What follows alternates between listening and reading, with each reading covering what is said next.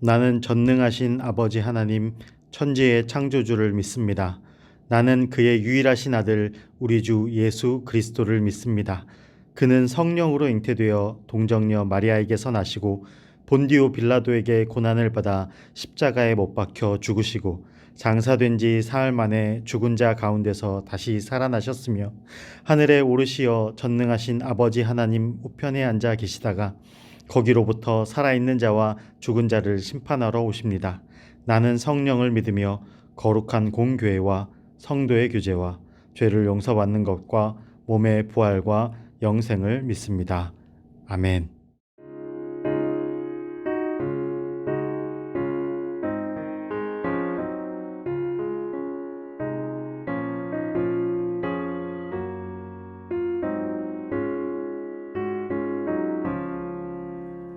사철의 봄바람 불어있고 하나님 아버지 모셨으니 믿음의 반석도 든든하다.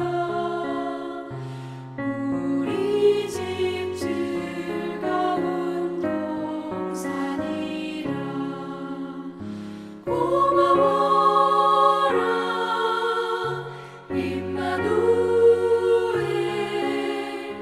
예수만 섬기는 우리 집. 고마워라 임마누엘. 복되고 즐거운 하루하루. 어버이 우리를 보이시고 동기들 사랑에 뭉쳐있고 기쁨과 서름도 같이 하니 한간의 조가도 천국이라. 고마워라 임마누엘. 예수만 섬기는 우리 집. 고마워라 임마누엘. 복되고 즐거운 하루하루. 아침과 저녁에 수고하여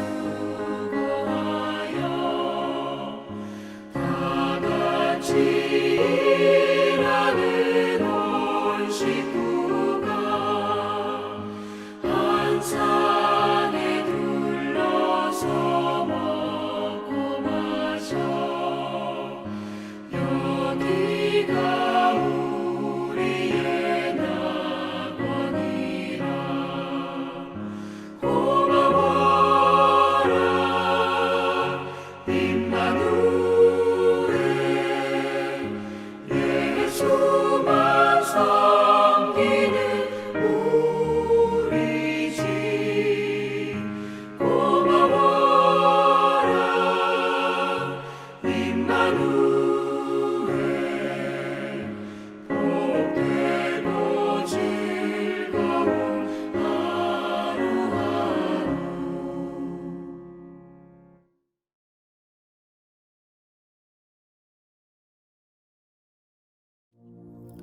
가정의 참 주인 되신 하나님 아버지, 믿음의 가정을 허락해 주신 주님께 감사와 영광을 올려드립니다.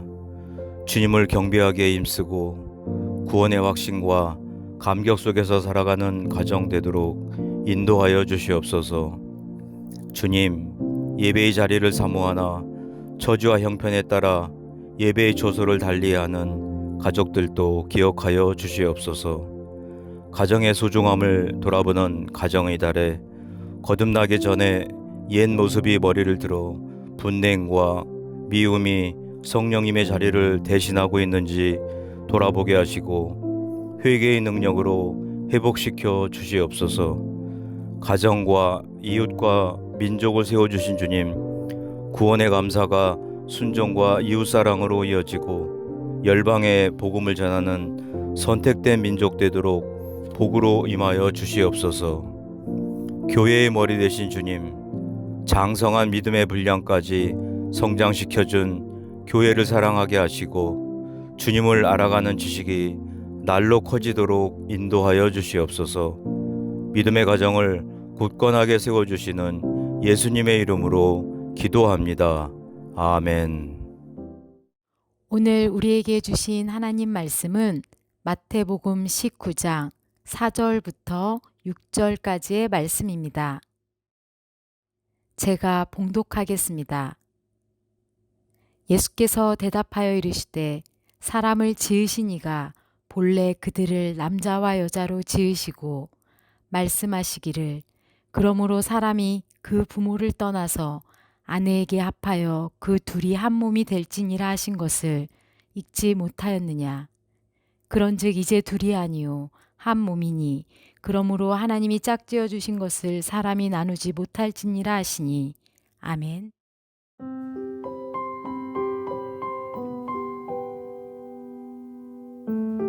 가정은 하나님께서 세우신 첫 번째 공동체이며 교회와 더불어 하나님이 중요하게 여기시는 공동체입니다.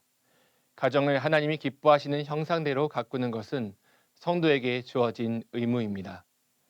가정을 하나님의 아름다운 형상대로 이끌려면 어떻게 해야 할까요? 하나님이 가정의 주인 되심을 인정해야 합니다. 우리의 가정의 주인 되시는 분은 하나님이십니다.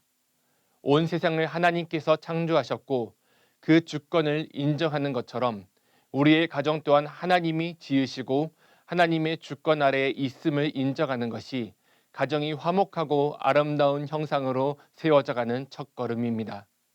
예수님께서는 오늘 본문의 말씀에서 결혼에 대해서 이렇게 말씀하십니다. 그런즉 이제 둘이 아니요 한 몸이니 그러므로 하나님이 짝지어 주신 것을 사람이 나누지 못할지니라 하시니. 이 말씀은 결혼과 가정이 하나님의 주권 안에 있다는 것을 가르쳐 줍니다. 우리가 세상에서 평생을 함께할 배우자를 만나 결혼하고 가정을 꾸리는 것은 우연이 아닙니다. 이 모든 것 안에는 하나님의 선하신 주관하심과 계획이 있습니다. 이것을 우리가 인정하고 받아들일 때 우리의 가정의 가장 중요한 기초가 바로 세워질 수 있습니다. 또한 부부는 서로를 내 몸같이 사랑하며 존중해야 합니다. 하나님이 가정을 세우셨으면 가정 안의 구성원은 서로가 서로에게 어떤 사람이 되어야 할까요? 성경은 누구 한 사람에게만 일방적으로 책임을 지우지 않습니다. 가장 대표적인 것이 부부 관계입니다. 남편은 아내에게, 아내는 남편에게 각각 감당해야 할 역할이 있음을 가르쳐 주십니다. 부부 관계가 중요한 것은 부부가 가정의 시작점이며 근간을 이루기 때문입니다. 이에 대해 말씀하는 대표적인 성경 말씀이 에베소서 5장 22절, 25절에 있습니다. 아내들에게는 주께 하듯 복종하라 말씀하십니다. 동시에 남편에게는 그리스도께서 교회를 위하여 자신을 주심같이 하라고 하셨습니다. 이는 부부가 서로 사랑하며 관계를 만들어감이 자신의 생명과 같이 사랑하고 섬기라는 말씀입니다. 예수님께서 교회를 위하여 자기 목숨을 내어 놓으시듯 머리가 되신 그리스도를 따라 몸이 자기의 주권을 내어놓듯 서로 사랑하며 섬기라는 말씀이기 때문입니다.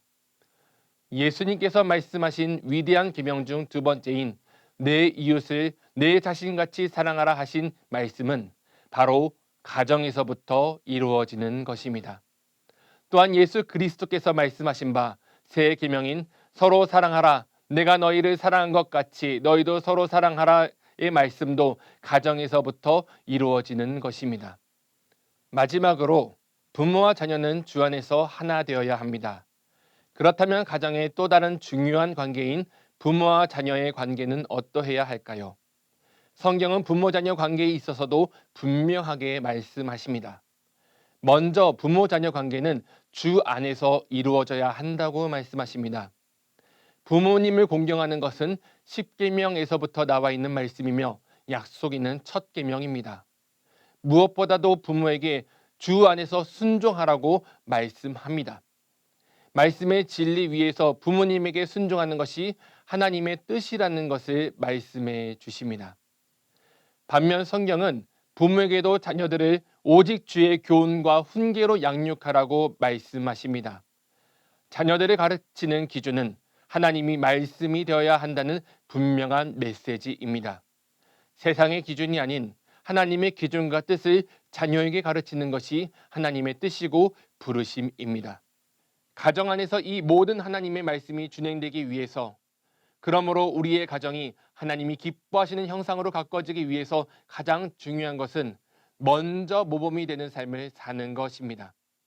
믿는 자녀가, 남편이, 아내가, 부모가 하나님의 자녀된 삶을 살 때, 그리하여 먼저 섬기고 사랑하며 존중하고 아낄 때, 삶을 통하여 전해지는 하나님의 말씀의 사랑과 진리의 메시지가 우리의 삶을 더욱 새롭게 하고 우리 가족들의 삶을 변화시킬 수 있습니다. 가정의 달인 5월입니다. 사랑하는 가족들에게 내가 먼저 예수 그리스도의 본이 되어 가정 안에 화합과 평화를 이루시기 바랍니다. 그리하여 온 가정이 주님을 닮은 가정으로 변화되는 은혜가 성도님들의 가정마다 넘치시기를 간절히 바랍니다. 기도하겠습니다. 사랑과 은혜가 많으신 아버지 하나님, 하나님께서 우리를 주의 사랑하는 자녀로 삼아주시고 또한 우리를 귀한 가정으로서 불러주시고 하나 되게 하시니 감사드립니다. 우리의 가정이 우리 주 예수 그리스도를 닮아가는 가정 되게 하여 주시옵소서.